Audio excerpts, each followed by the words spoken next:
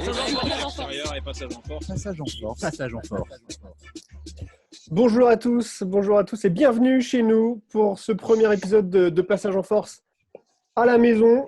Et comme tout le monde, nous sommes évidemment chez nous, ou presque. Simon qui est évidemment pas chez toi, mais parce que tu travailles encore actuellement à... Tu es où déjà? Quimper.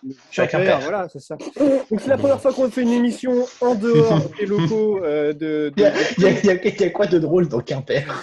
C'est le mot Quimper, je pense. D'accord, très bien. Donc, comme je le disais, c'est la première émission qu'on fait en dehors des locaux de Prune. Donc, on va tout faire pour faire une très bonne émission et pour faire une émission décente, on va dire ça. On est passé de très bonne à décente. Quoi. L'échelle est très large. C'est réaliste. En tout cas, ça fait plaisir de retrouver tout le monde là. J'espère que vous allez tous bien, en tout cas. Ça fait quand même quelques semaines qu'on ne s'est pas vu en vrai. Ça fait peut-être ça fait un mois. Ça fait quasiment un mois. Plus que ça, en fait. Ouais, c'est ça, presque un mois. Et c'est tous ces petits gestes au quotidien qui manquent quelque part. La pizza sur l'épaule après une blague foireuse d'Alex. Le chabit. Le chabit qu'on essaie d'éviter avec Gina, mais bon, c'est quelque chose qui vient naturellement, malheureusement. Toutes ces petites choses au quotidien qui me font manquer votre présence. C'est mignon. Alors, je vais boire. La saison NBA est stoppée depuis quand même le 11 mars dernier, mais il y a quand même plusieurs infos depuis, donc on va commencer par les dernières news depuis le confinement, donc on va commencer une grosse partie avec toutes ces news. Ensuite, on abordera deux gros sujets, donc l'été des Frenchies, quelle destination pour Evan Fournier par exemple, l'avenir de Nicolas Batum en NBA, et Théo Maledon. Comme le groupe. À la draft. Bref. Pardon. Qui se présentera à la draft l'année prochaine. On enchaînera avec un second sujet sur les QV 2020 du Hall of Fame et on va se poser la question suivante. Kevin Garnett, Kobe Bryant et Tim Duncan, s'il fallait en garder qu'un seul. Et on finira par ce qu'on va vous conseiller de regarder ou de lire pendant ce confinement en termes de docu, en termes de titres de bouquins. Voilà, on va vous présenter tout ça. Des matchs aussi. Des matchs aussi à regarder. Des matchs évidemment, des matchs. Des matchs à re-regarder d'ailleurs. Ouais, de ouf. Et voilà. Et on commence avec les news, ça vous va? Allez, avec les news. Vas-y, balance.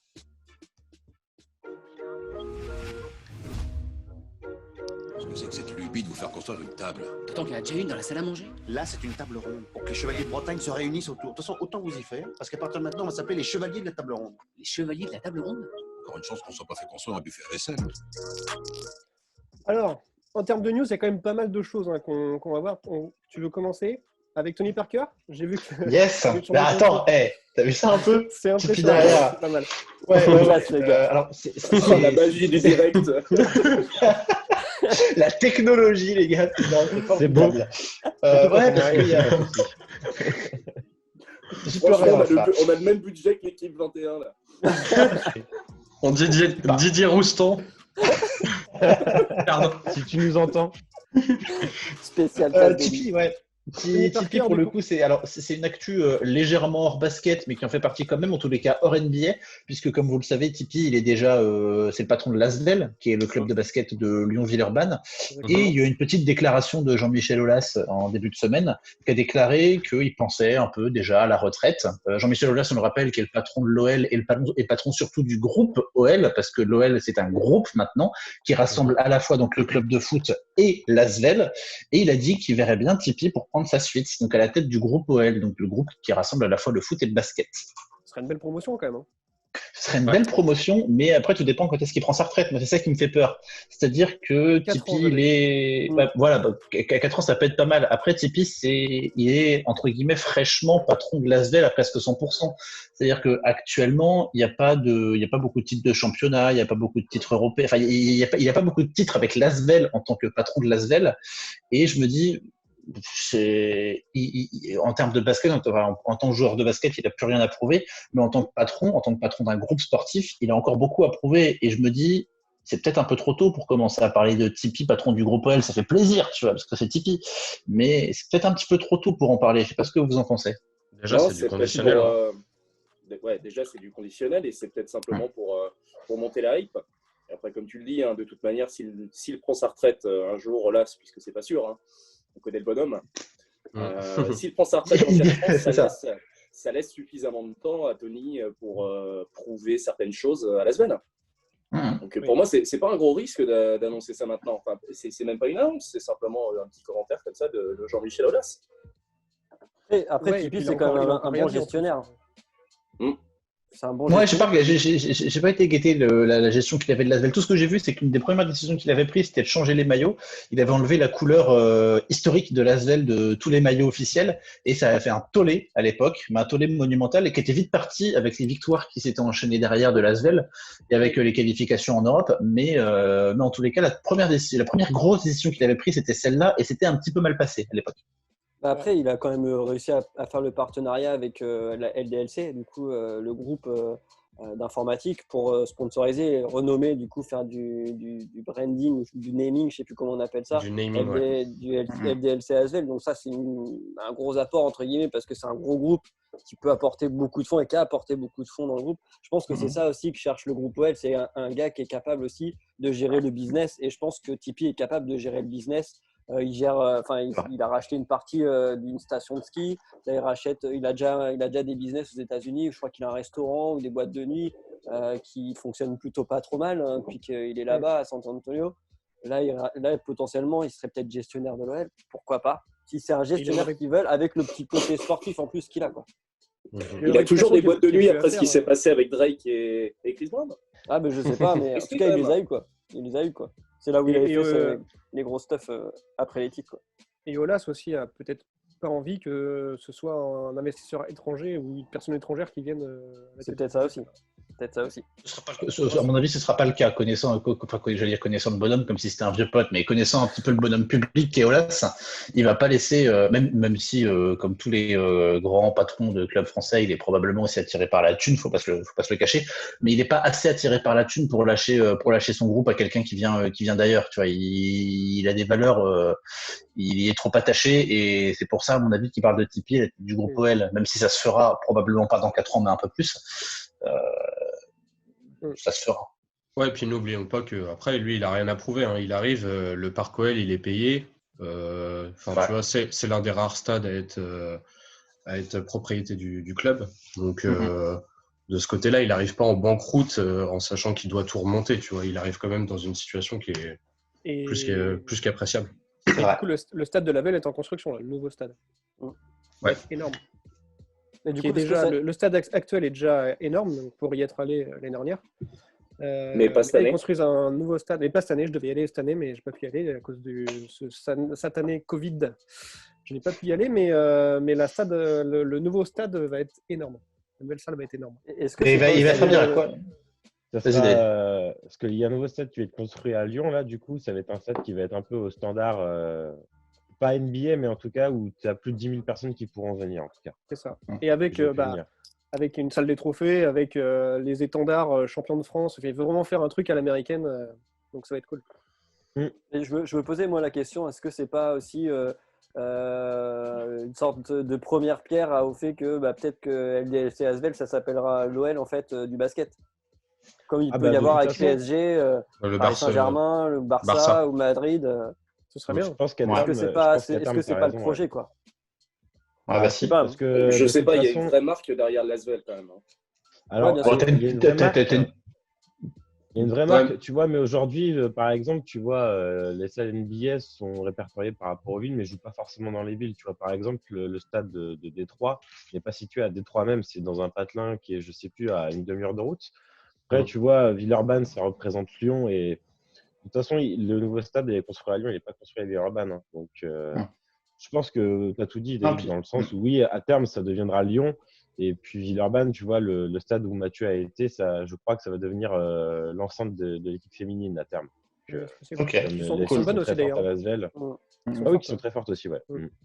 Mais pour revenir à ce que tu disais, Antoine, évidemment que l'Asvel a une image de marque, mais je pense qu'auprès du public, auprès du grand public, dans une volonté de démocratiser le truc et de rendre la chose un petit peu grand public, l'OL a une plus grande image de marque que l'Asvel. peut-être pas pour des puristes du basket et du basket européen notamment, mais en tous les cas auprès du grand public, l'OL, ça a une plus grande notoriété. Et ce qui a permis aussi la démocratisation du handball, pour revenir au handball avec justement le PSG, avec le Barça, au-delà des belles victoires qu'il y a eu en France pour les Coupes d'Europe, les Coupes du Monde et les championnats olympiques, c'est aussi cette ligue française avec le PSG, avec des marques qu'on connaît, avec des marques sur lesquelles les gens peuvent se reconnaître. C'est aussi ça qui a fait démocratiser le truc, entre autres, à plus petite échelle, mais ça a fonctionné aussi. Donc à mon avis, c'était dans une logique de démocratiser un petit peu le basket. Ouais, évidemment qu'il faut qu'il y ait l'OL et qu'il faut qu'il y ait le PSG. Pourquoi pas? Ouais, c'est la version collab du sport, quoi. Le FC Nantes aussi en parlait avec l'Hermine. Il voulait fusionner, faire un maillot et un drapeau commun. À mon avis, ça, c'est l'avenir de tous les grands clubs ou tous les clubs qui veulent vraiment compter dans l'avenir en Europe. Et qu'on les moyens aussi, qui ont plusieurs sports dans la même ville. Genre, Madrid, Barça, quoi. C'est les modèles. Ce serait bien. Donc, on attend de voir, du coup, Jean-Michel Aulas a lancé ça comme ça. Hein, donc, il serait à la retraite dans 4 ans. Donc, on verra si Tony Parker prendra la suite par la suite. On enchaîne avec les joueurs, du coup, qui sont chez eux. Et du coup, qui s'embêtent un petit peu comme tous. Exactement. Et comme moi, ils jouent à Touquet. Exactement, ils jouent à NBA 2K. Et la NBA, comme toi, je suis pas sûr. Hein. Je pense qu'ils jouent mieux que toi. Comme moi, ils jouent à Touquet. Après, pas sûr, hein, quand vous allez voir les scores, vous allez voir que bon, il n'y a pas que des restats de la manette. Hein, donc du coup, la NBA, pour faire patienter ses joueurs, donc, a mis en place en partenariat avec ESPN un tournoi à Touquet, donc avec plusieurs joueurs, des têtes d'affiche entre guillemets, avec des gars comme Kevin Durant, des Marcus Cousins ou même Pat Beverly. Et il y en a pas mal. En tout, il y a 16 joueurs donc, qui sont répartis en 2 tableaux, un peu comme des playoffs. Ouais. Du coup, il y a eu le premier tour ce week-end. Ça a commencé samedi. Il y a eu un deuxième tour. Ça se déroule en 2 fois. Dans la nuit de vendredi à samedi, dans la nuit de samedi à dimanche, il me semble. Du coup, il y a eu les premiers matchs. 2 matchs Non, il y a tous les joueurs pour l'instant ont joué qu'un match. Donc c'est juste qu'il y avait 8 matchs en tout, et vu que ils ont fait 4 un jour et 4 l'autre jour. Ah oui, d'accord. Okay. Donc pour l'instant, donc il y a eu après une petite chose, les joueurs n'avaient pas besoin entre guillemets de prendre leur propre équipe. D'ailleurs, peu l'ont fait. Beaucoup ont pris soit les Bucks pour être honnête, soit les Lakers. Très peu ont joué avec leurs propres équipes, sauf un match qui opposait Montrezl à Domantas Sabonis, où ils ont vraiment fait un Clippers Pacers pour le coup. Après, ils peuvent se le permettre. Ouais. Ils peuvent se le permettre. Voilà, du coup, par exemple, donc, on va commencer par celui-là, hein, Montrezl qui a affronté Domantas Sabonis, ça s'est fini à 73-51 pour Montrezl, qui avait bien sûr les Clippers. Kevin Durant, qui était un peu la tête d'affiche de ce tournoi, dès le premier tour, il s'est fait éjecter par Derrick Jones Jr. Parce que, voilà, tu vois, sans concours de dunk, hein, rien du tout.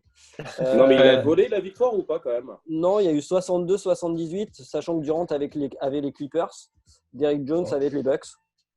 Ouais. Il y en a beaucoup qui avaient pris les Bucks. Au niveau du jeu.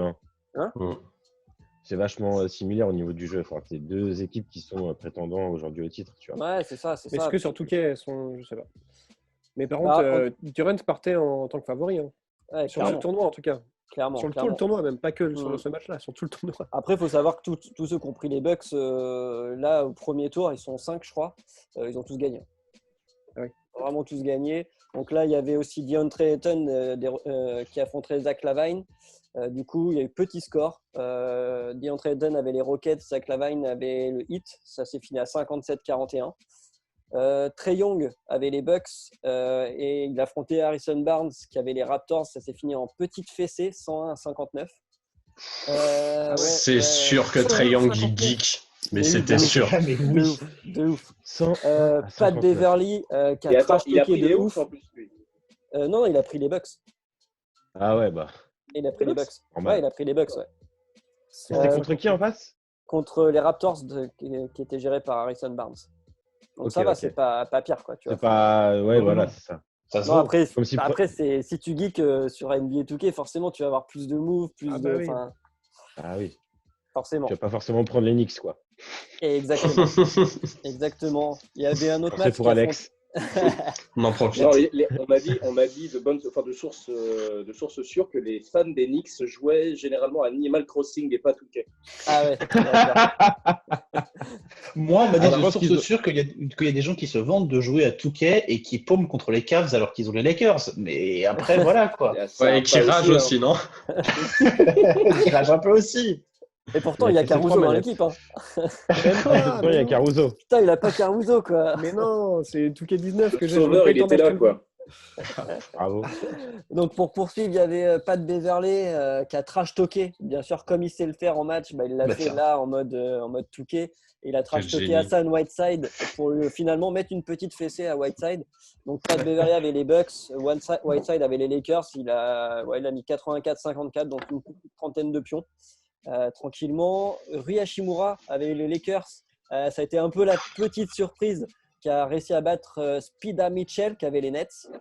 Voilà. Oui. Et d'ailleurs, contrairement à ce que je pensais, les joueurs avaient l'ensemble des effectifs. C'est-à-dire que Donovan Mitchell jouait avec un effectif où il y avait notamment Kevin Durant.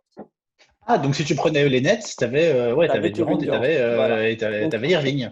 Voilà, donc ça s'est fini dans un mouchoir de poche, 74 pour Rui Hachimura à 71 pour Mitchell. Donc voilà, pas très. À ce moment-là, pourquoi Durant il a pas pris les Nets? De fait, il avait peut-être envie de gagner le tournoi, donc avec les Clippers, c'est quand même peut-être un peu meilleur. Moi, je sais pas. élimination directe. Ouais, c'est élimination directe, ouais. Il voulait peut-être pas prendre l'équipe où lui jouait déjà dedans aussi, tu vois. Ouais, C'est rigolo de se jouer soi-même sur. se le faire cher, tu vois. Après, on va encore dire qu'il a un ego trip de ouf et tout. Antoine, il a fait tomber son téléphone. Alors, c'est une tablette, déjà, je te remercie. Pardon, tant que t'es pas tombé toi, ça va. Deux derniers matchs. Il reste 2 matchs. Il y avait André Drummond qui affrontait DeMarcus Cousins. Drummond a pris les Lakers et Cousins, pareil, a pris les Nets. Il s'est pris une petite volée, 101 à 49. Voilà. Ah oui, quand même. Ouais, quand même. Et le dernier match. Énorme. Ouais, c'est énorme. Ouais. Et du coup, le dernier match, c'était Devin Booker qui avait pris les Bucks face à Michael Porter Jr. qui avait pris les Lakers. Et c'est Booker qui a gagné avec les Bucks, encore une fois, 85 à 75. Ce qui fait que pour les quarts de finale du tournoi, il va y avoir un match d'Eric Jones Jr. face à Montrezl Harrell, Devin Booker qui va affronter Rui Hachimura, Trae Young qui va affronter DeAndre Ayton et Pat Beverley, André Drummond. Ça devrait envoyer au niveau trash talk. Moi, le Trae Young, DeAndre Ayton, je veux bien le voir aussi. Hein. Il y a moyen. Donc, franchement, voilà, à mon avis, dans les quarts de finale, ça doit être les deux qui dictent le plus. Bah, il y a moyen. Il y a moyen qu'on ait un très très gros match de 2K. C'est visible quelque part, ça? Enfin, je veux dire, c'est streamé quelque part sur Twitch.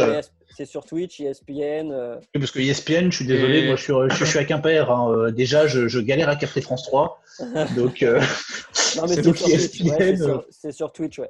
Et c'est pas sur la sur chaîne. Twitter aussi. Sur la chaîne NBA, sur YouTube aussi, il me semble les avoir. Chaîne NBA aussi, ouais. Carrément. J'en ai regardé. Et du coup, et d'ailleurs, vas-y Mathieu.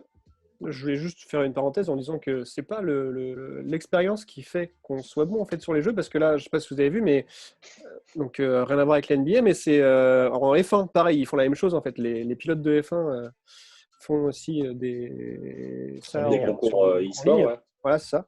Et Charles Leclerc a gagné alors qu'il venait de recevoir le jeu, il n'avait jamais joué avant. Il a joué 2 jours avant, il a gagné le premier Grand Prix. Trop classe. Après, l'expérience, ça aide aussi un peu. C'est ça. Oui, je pense, oui. L'expérience, ça aide aussi un peu. Tu vois, prenons ton exemple, par exemple, restons sur le basket, Mathieu. Ça fait combien de temps que tu penses Touquet?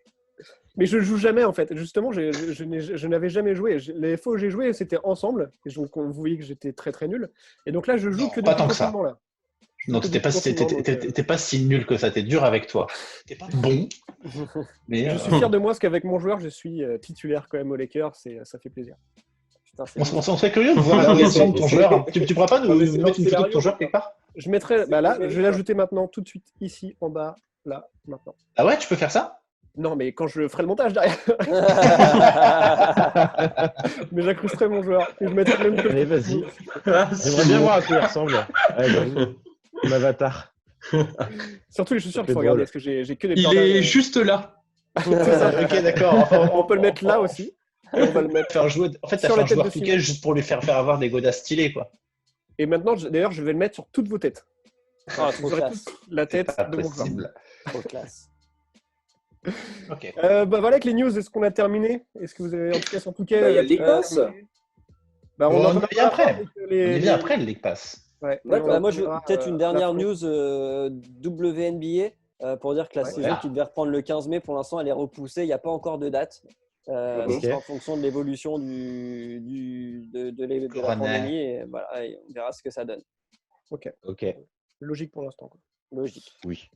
On va passer au premier sujet, si vous êtes OK. Qui est les Frenchies. Quelle destination? Alors, on a plusieurs. Je vais mettre un petit fond bleu, blanc, rouge.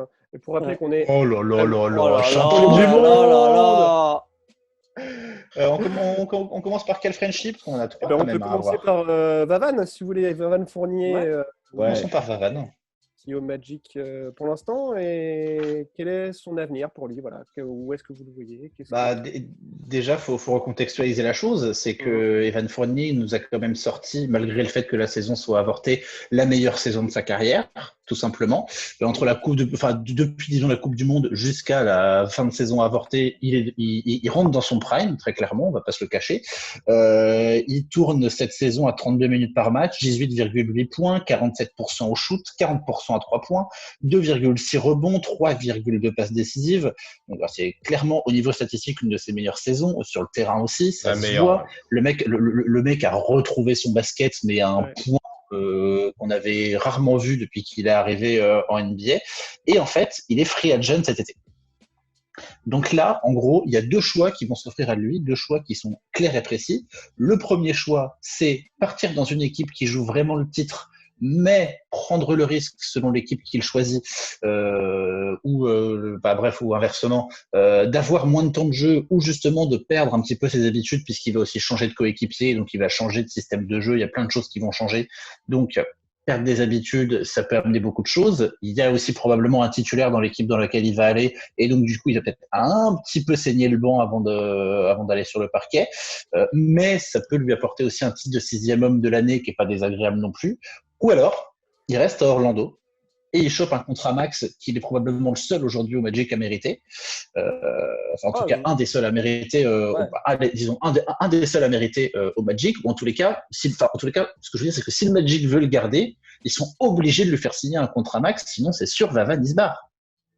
Je sais pas ce que vous en pensez. Moi, en tous les cas, perso, je le vois partir. Mais moi aussi, je le vois partir. Il a envie de jouer le titre et je pense qu'il est en train de se rendre compte qu'avec le Magic, c'est compliqué. Après, il veut partir, mais ça dépend d'où, tu vois. C'est quand même une prise de risque, sachant que il est quand même épanoui dans cette équipe des Magic et qu'on lui a enfin filé les clés vraiment du camion, genre c'est son équipe, quoi. Enfin, c'est la première option en attaque. On lui a filé le camion de Louis Labrocante, tu vois, on lui a filé les clés du camion de Louis Labrocante. Donc il y a un moment, tu avances lentement, certes, tu avances bien, tu avances en first, mais tu avances lentement, quoi. Et il faut aussi se souvenir que Vavan a 27 ans et qu'il est en train de rentrer dans son prime. Donc c'est-à-dire que un joueur qui rentre dans son prime, il a 2 ans et demi devant lui derrière, en gros, en moyenne. Donc après, s'il va pas maintenant dans une team qui joue le titre et qui ne joue pas le titre dans les 2 ans et demi, 3 ans, c'est mort. Ouais, puis il l'a dit clairement. On n'est pas parfaitement d'accord, mais là, ça va être la question des sous pour moi, contrat max. Mais de toute façon, si quelque part il signera un gros contrat, pas un contrat max, ça selon l'équipe où il va, mais il signera un gros contrat forcément. Il faut de la place. C'est sûr. Je suis d'accord, mais c'est contrat max obligatoire pour moi s'il souhaite rester à Orlando. Magic. Ah oui. Est-ce que le Magic est prêt à faire ça? Il est qu'à 18 millions là cette année. Même s'il prend 22 ou 24 millions, il y a moyen de le faire rester. Ouais. Après, il ne pas plus. C'est un putain de compétiteur. C'est un putain de compétiteur, Evan. Et il va pas se contenter du Magic. Il veut un titre. Il l'a dit dans l'interview qu'il avait fait sur Bein. Moi, si on me dit tu vas demain dans une équipe qui peut jouer le titre, il y va. En fait, il va pas hésiter une seule seconde. Et peu importe ce qu'on va lui proposer le Magic en vrai. La question c'est où. La question c'est où, parce que il y a aussi une question de timing. Juste l'année prochaine, il y a tout le monde qui est free agent. Tout le monde, toutes les grosses stars, Yannis y compris, et donc en 2021, en 2021, à l'été 2021, est-ce qu'il profiterait pas justement de ce jeu de chaise musicale qui peut lui être favorable aussi, dans le sens où il y a des équipes qui vont peut-être jarter un franchise player pour le faire venir plus ramener un autre gros, par exemple, ou alors des équipes qui vont un peu se craquer dans leur free agency et qui vont du coup avoir beaucoup de pèse à dépenser et qui pourraient le faire venir pour je pense, plus cher que s'il venait cet été à être transféré, parce que je pense qu'il y a plein de franchises qui vont gagner de l'argent pour la grosse free agency qui est l'année prochaine, quoi. Parce que là, il est un peu tout seul cette année, en vrai. C'est un peu le plus fort de la free agency.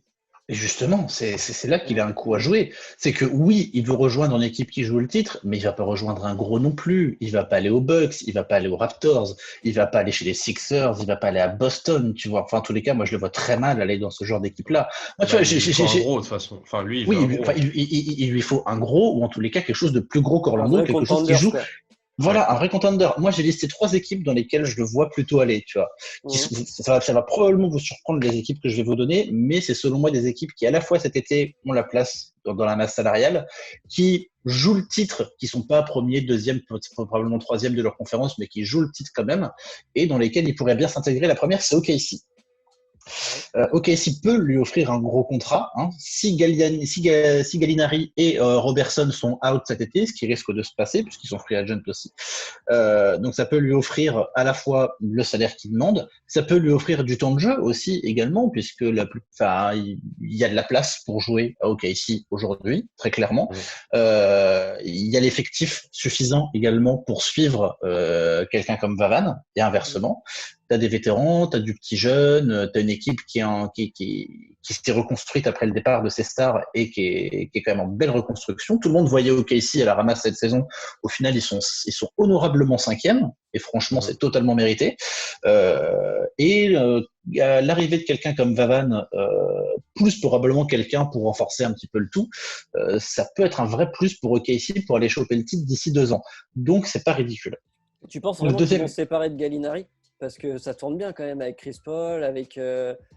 Ça dépend de la logique du coach et du GM. Mais s'ils veulent s'ils veulent Vavan et qu'ils veulent lui faire de la place, ils n'auront pas le choix de toute façon. Bien sûr, non, mais ça, je suis d'accord. Mais après, ou alors un des 3 meneurs, parce qu'ils ont quand même 3 meneurs sur le même poste. Donc, s'ils brisent le combo de meneurs qu'ils faisaient avec Shai Gilgeous-Alexander, il y a au moins un des 3 avec Schroeder qui doit partir, quoi. Soit lui, soit Chris Paul, soit. Chris Paul, il restera, je pense. Chris Paul, il restera. Après, ça va jouer entre Shai Gilgeous-Alexander qui peut se vendre pas mal, mais je pense pas qu'il va rester. Il vaut jamais. Non, mec.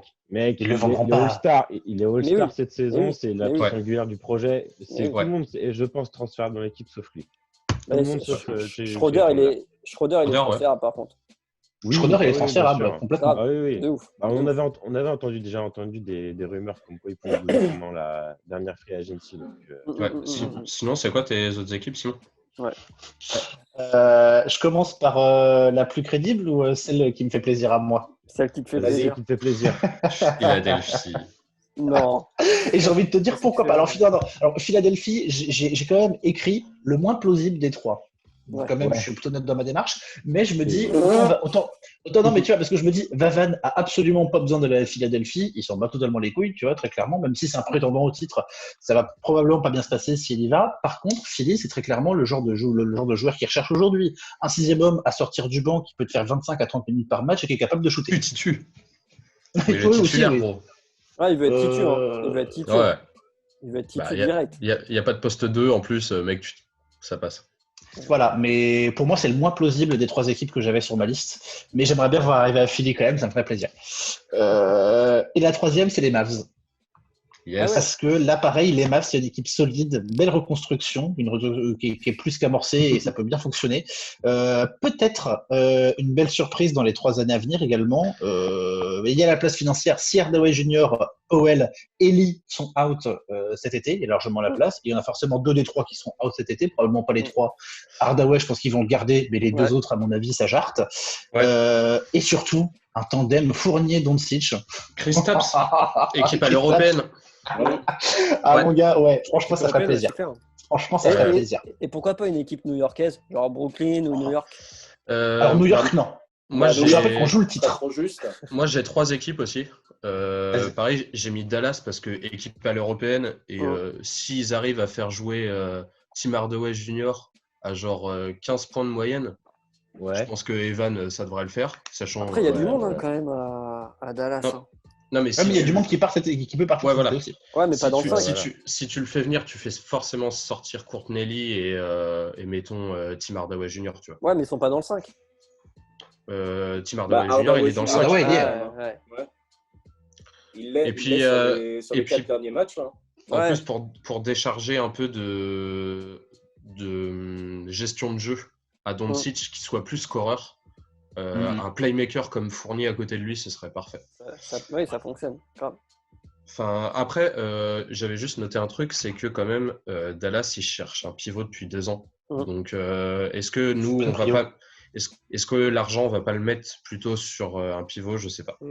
Moi, effectivement, c'est pas la priorité de Dallas, mais ce serait une belle prise, quoi. Ce serait vraiment une belle prise. Moi, je l'ai mis en 3. En 2, j'ai mis Détroit, parce que Détroit, ils ont tellement d'argent et qu'ils cherchent à refaire une équipe. Ouais, mais ils ne jouent pas le titre. En soi, c'est une mauvaise idée. C'est une mauvaise idée pour Fournier, mais par contre, ils peuvent lui offrir contrat full max comme Yanis Antetokounmpo, tu vois. Il refusera. J'aime pas Détroit, donc. Moi, j'avais trouvé 3 équipes aussi où il pourrait signer. Et attends, j'en ai juste une dernière. Vas-y, excuse-moi. Et moi, j'ai mis Toronto, par contre, en first. En first, parce qu'il n'y a pas de poste 2, parce que j'ai regardé, c'est Marc Gasol et Serge Ibaka qui sont free agents cet été.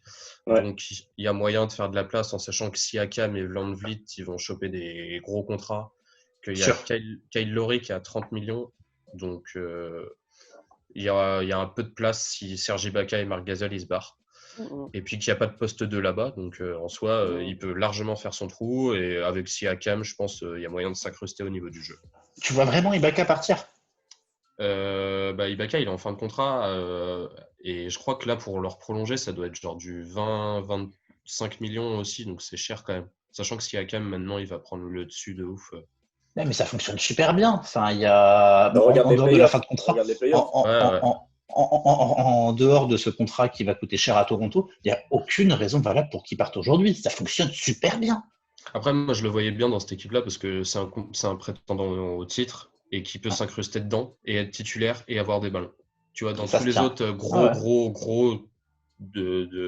enfin, la première partie de classement, les 4 premiers, je le voyais que là, tu vois, ou à Utah, mais Utah, c'est galère, j'ai préféré le Tej, tu vois. J'ai mis Toronto. Moi, j'avais une idée à la con, moi. Tu parlais de Marc Gasol. Et Marc Gasol, moi, je le voyais bien aller à la Nouvelle-Orléans. Ah ouais je sais pas trop. Pourquoi? Je sais pas, je pense que. Non, vas-y, dis. Un feeling. Ouais. Je le verrais bien, Marc Gasol, aller à la Nouvelle-Orléans. Je l'ai lu dans ma boule de cristal.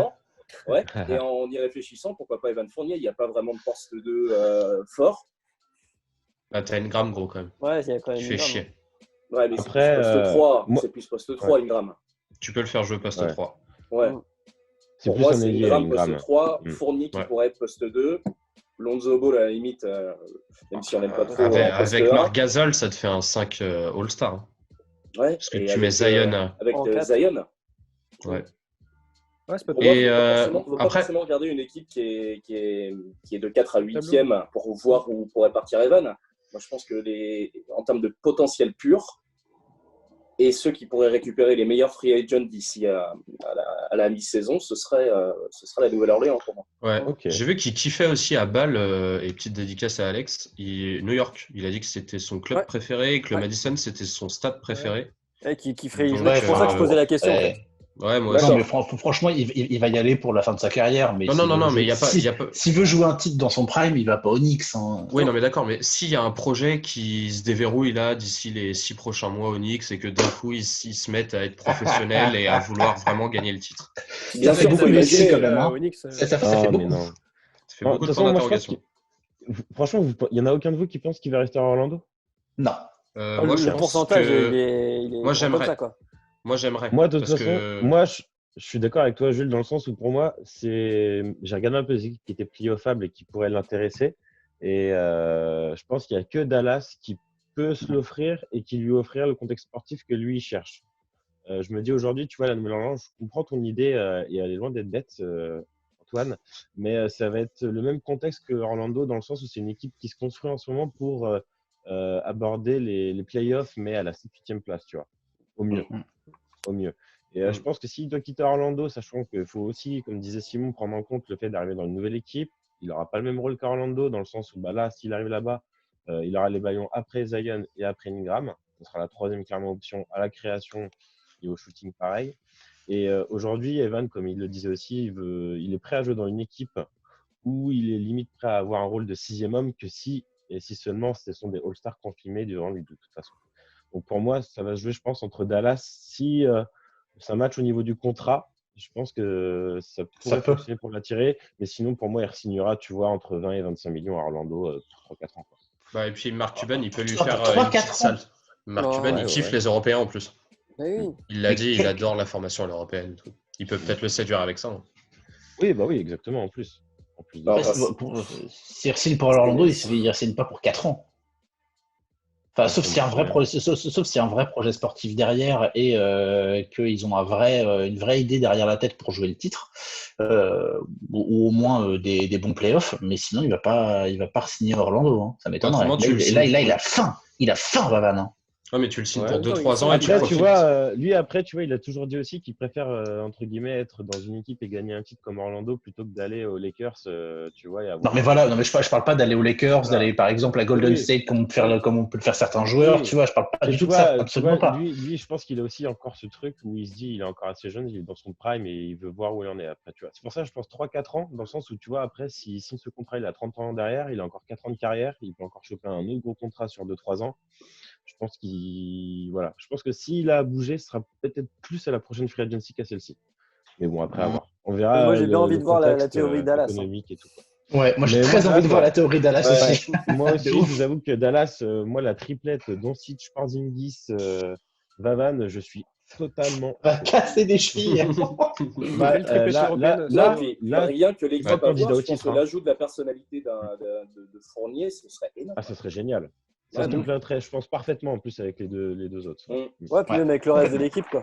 Il y en a un qui est en train de kiffer là. Là, il y en a un qui est en train de kiffer, c'est Jules. Je dis rien, mec. Je dis rien. Je vous laisse parler. On le voit sur ton visage. On le voit. Mais non, mais d'habitude, je suis en train d'encenser Dallas. Là, vous le faites pour moi, les mecs. Franchement, c'est normal. C'est mérité. Ouais.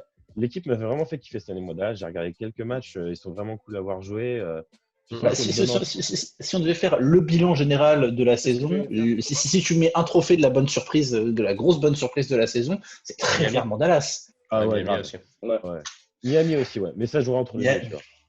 On va pas rentrer dans ce débat-là parce que. Du coup, pour résumer, pour notre Vavan national, on le verrait plus au Mavs.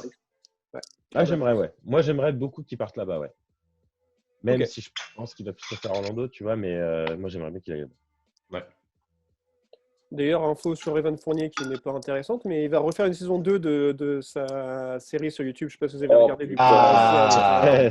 Moi, j'aime beaucoup. Je trouve ça super intéressant. Ouais. Donc, j'attends l'épisode sur la greffe des cheveux, moi. Donc, Evan Fournier, on le voit au Mavs. Ok, on enchaîne avec qui alors? On avait parlé de Batum. Avec Cléant ? Ah, Batum. Allez, Batum. Allez, Batum. On parle du dernier arrivé en dernier. Batum, ouais. Okay. Plus compliqué que Evan Fournier niveau saison. La dernière fois qu'on l'a vu jouer, c'était à Paris. Oui, c'est vrai. Voilà. Ouais, c'était à Paris. Et encore, ils l'ont fait jouer parce que c'était à Paris. Je pense qu'il se sentait un peu obligé. Oui. Ouais. Mais sinon, il n'aurait pas joué. Non. Si je recontextualise un petit peu, à l'inverse de Vavan qui est sur sa meilleure saison, Batum il est très certainement sur sa pire saison all-time, on va pas se mentir. En tous les cas, c'est clairement pas à la hauteur des attentes des Hornets. Hein. Le bruit court même que Batum ne ferait plus partie des plans du coach pour la saison prochaine. Son éventuel départ, en plus de ça, permettrait de libérer une masse salariale conséquente pour Charlotte, puisqu'on rappelle qu'ils l'ont signé à 5 ans pour 125 millions et que le mec est dans sa 5e année. Pardon, il est actuellement dans sa 4e année, il va rentrer dans sa 5e année, que dans sa 5e année, il a une player option qu'il peut activer à 27 millions. Donc là, tu as deux hypothèses. T'as deux hypothèses qui s'offrent à toi. C'est ça, t'as deux hypothèses qui s'offrent à toi. Soit tu poses ton cul sur le banc, tu fermes ta gueule, t'empoches tes billets verts et après tu te casses, mais tu joues quasiment pas de la saison parce que tu fais pas partie des plans du coach. Tu te casses. De toute façon, s'il veut se casser, Il c'est va un rester. buyout, hein. Enfin, Ouais, je pense aussi. Ouais, je pense que Il pour va moi, rester, tu vois, mais- soit Charlotte. Ouais, je pense qu'il va pas vouloir lâcher 27 millions, parce que tout le monde ferait, Non. c'est normal. Bah, il serait sûr qu'il ne retrouvera jamais 27 millions ailleurs plus tard. Jamais. Non, c'est sûr, c'est sûr. Et sachant qu'en plus de ça, ouais, s'il a à partir, je pense que Charlotte lui fait un buyout, sinon il restera. Même si de toute façon, comme tu l'as dit, de toute façon, il n'est plus dans les plans du coach. À long terme, dans l'équipe, je ne sais pas si vous avez lu l'article qui était sorti où il avait parlé en disant justement qu'il s'excusait de son contrat et qu'il n'avait pas su répondre aux attentes de l'équipe et de la ville. Après, je suis d'accord dans le sens où oui, c'est vrai que Nicolas Batum à Charlotte, c'est un peu un échec au vu de son contrat. Après, il n'a pas été aidé par les blessures non plus, c'est là-dessus. Et puis là, de toute façon, là, la meilleure chose à faire, entre guillemets, c'est qu'un buyout arrive. Et lui pourrait retrouver un rôle vétéran sorti de banc dans une équipe qui pourrait jouer le titre. Et puis Charlotte pourrait se reconstruire tranquillement, quoi. Après, lui, ce qu'il cherche actuellement, je ne sais pas s'il en est capable, mais. Ça s'emballe. Wow. Lui, ce qu'il veut aujourd'hui, c'est accompagner des jeunes. Il l'a dit dans plein d'interviews. Il dit moi, j'estime que mon rôle aujourd'hui, enfin le rôle que j'aimerais avoir, ce serait d'accompagner des jeunes qui débuteraient un petit peu en NBA et leur apporter les billes que moi j'ai pu avoir. Tu vois. Et bah, il prend la place un rôle hyper intéressant. Et voilà. Ouais, après, il a un lien quand même hyper fort avec Jordan.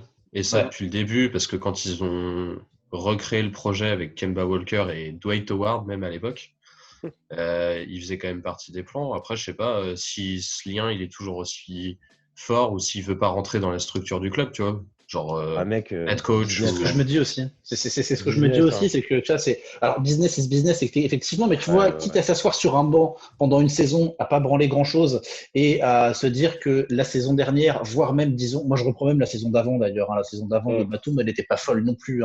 Il y a un moment, tu te dis, bon, bah, en NBA, j'y arrive plus. Je sais pas si c'est la team, je sais pas si c'est machin, mais quitte à ne plus y arriver, autant justement aller faire partie du staff et tenir un autre rôle. Tu vois, moi, je suis entièrement d'accord avec Jules. Hein. Moi, je le vois totalement tenir un rôle en dehors des parquets. Il serait excellent là-dedans. J'en doute pas une seule seconde. Il a encore trop tôt, les gars. Il a 30 ans. Mais oui, mais t'as des joueurs qui s'effondrent à 31 ans, c'est possible aussi. Il n'y arrive plus, il n'y arrive plus. Si grosse blessure. Moi, gros, s'il est honnête avec son potentiel qui lui reste sur les quelques années qu'il pourrait passer théoriquement en NBA, et il pourrait prendre la décision de passer de l'autre côté du banc. Et ce serait tout à son honneur. Et puis, s'il a la confiance de Michael Jordan et de tout le staff, hormis le coach, pour continuer sa carrière telle qu'elle, je pense qu'il n'y aura pas de souci à ce qu'il devienne consultant et puis à terme assistant coach et qu'il devienne coach en NBA ailleurs. Ou qu'il revienne en France d'ailleurs.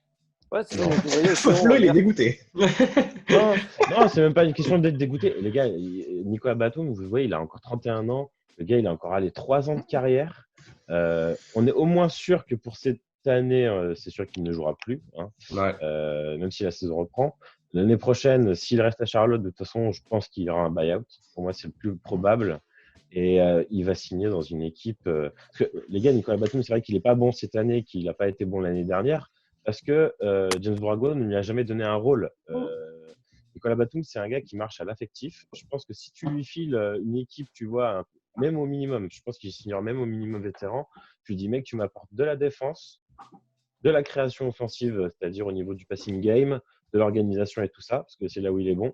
Et puis, il va te faire 20 minutes sur le parquet et tu vas voir que l'année prochaine, quand on parlera à Nicolas Batum, on n'en parlera pas en match cette année parce qu'il aura un autre rôle et un rôle qui correspond à son. À ce moment-là, il lui faut un poste d'arrière. Alors, il lui faut plus un poste d'ailier où il va se cacher derrière, dans le coin du terrain. C'est gênant pour lui, tu vois.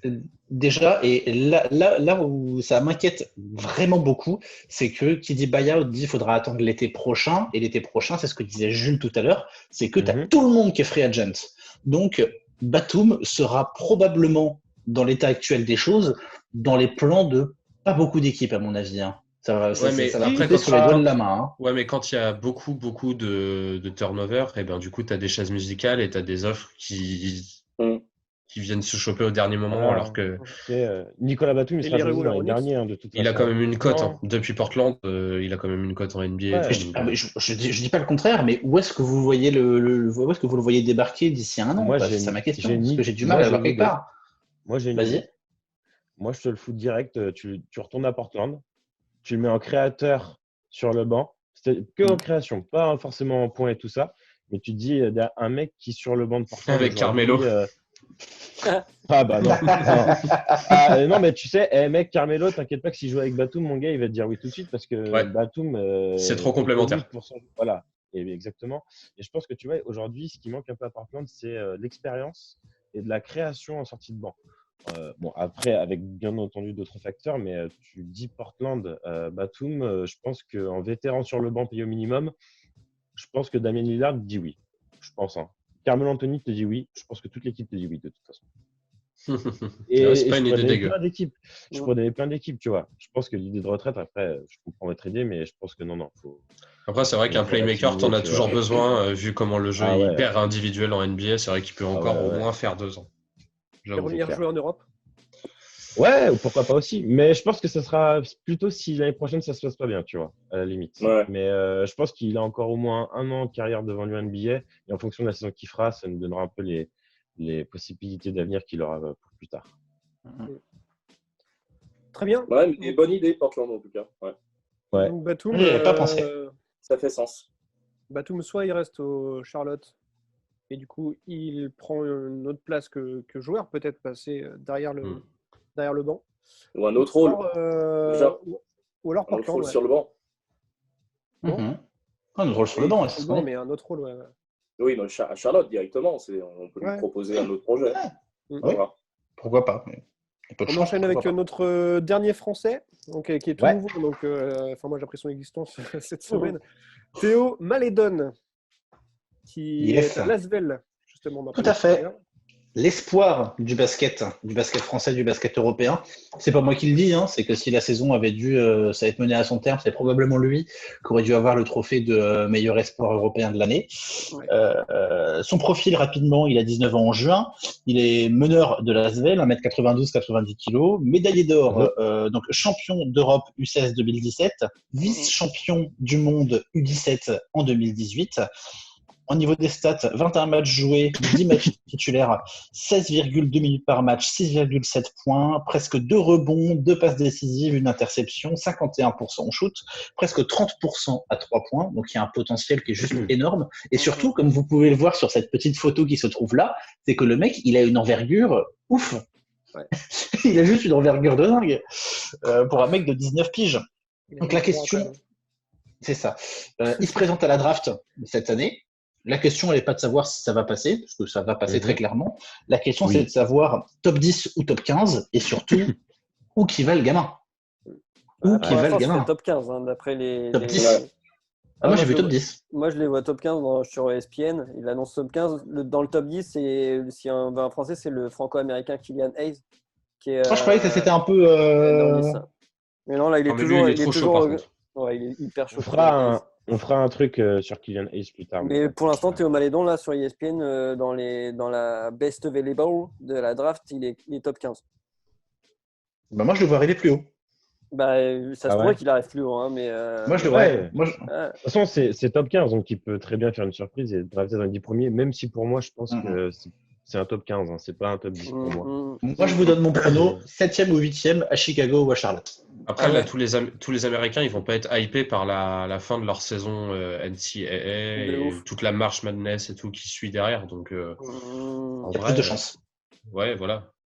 Ouais, après, des fois, il y a aussi des mecs qui se craquent complètement et qui, du coup, ont une décote importante. Mais ça peut peut-être être favorable pour lui, quoi. Il faut savoir que cette année, la draft est considérée assez faible au niveau du potentiel attendu et du talent. C'est pas la draft qu'on aurait pu avoir l'année dernière ou il y a 2 ans. Ouais, c'est clair. Après, Théo Malédon, moi j'avoue, j'ai regardé quelques matchs, quelques actions.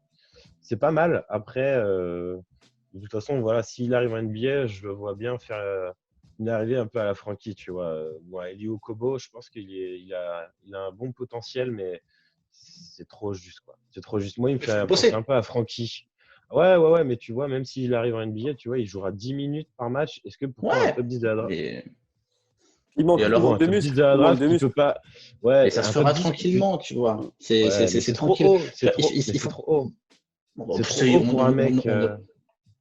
on a vu des draftés, on a vu des draftés qui arrivaient en dessous de la 10e place qui faisaient des carrières exceptionnelles, et des draftés Ouais. qui arrivaient avant la 10e et qui faisaient des carrières un petit peu moyennes, ou qui commençaient, Ah, mais ou qui bien pas, sûr. ou qui a commencé lentement. Moi, ce que Bien je veux sûr. pas, c'est qu'il y ait deux écueils. Le premier, c'est l'écueil New York Knicks, où tu le fous dans une équipe où il n'y a pas de projet de jeu, et donc du coup, le mec n'aura pas le temps d'évoluer, on ne lui laissera pas le temps, il y aura des rotations totalement aléatoires, et où du coup, le mec va pas s'épanouir et il se sentira pas bien. Et le deuxième écueil, ce serait l'écueil inverse. Ce serait de se dire, le mec est un potentiel phénomène, enfin peut-être pas phénomène, mais en tous les cas, un potentiel assez ouf, tuons-le. Ok. Ouais, après, c'est pas plus mal Ouais. finalement qu'ils sont entre la 10e et la 15e place, tu vois. Moi, je le verrais plus dans Oui. ces places-là, entre, tu vois, Ouais, moi aussi, ouais. 12e, 13e, tu Ouais. vois. Non, mais ce qui me rendait la chose agréable de le voir arriver 7e ou 8e, c'est qu'il arriverait à Chicago ou à Charlotte, Ouais. ce qui, à mon avis, serait vraiment pas une mauvaise idée. Ouais, ça, mais après, il y aura peut-être Kylian Hayes, du coup, dans ces choix-là, tu vois. Aussi. Après, lui, pour l'instant, il est déjà aux États-Unis, il joue à Louisiane, je crois, au Louisiana. Voilà, il a quand même des bonnes stats aussi, il est placé plus haut. J'ai vu qu'il y avait un autre Français de Cholet aussi qui était mais lui qui est beaucoup plus bas, genre 45-50. Voilà, Théo Malédon. Le deuxième tour, quoi. Ouais, très probablement deuxième tour. Après, Théo Malédon, je pense qu'il faut qu'il prenne de la masse en fait, parce que là, il n'est pas NBA ready en fait. Il va être obligé de passer par un an, voire peut-être un an et demi de G-League avant d'obtenir des vrais minutes dans un match, quoi. Je pense comme toi, David, là-dessus. Je suis d'accord avec toi. Pour moi, c'est pour ça un top 10 dans le sens où je suis sûr que ça peut être un gars qui peut exploser toute la ligue avec son talent, parce qu'il est vraiment très bon par séquence aujourd'hui. Mais pour moi, aujourd'hui, je pense qu'il n'est pas assez fort et il n'a pas assez confirmé pour qu'on puisse dire que c'est un top 10 sûr de la draft NBA. Le Tri-Room, pourquoi pas, mais avant, je trouve un peu compliqué.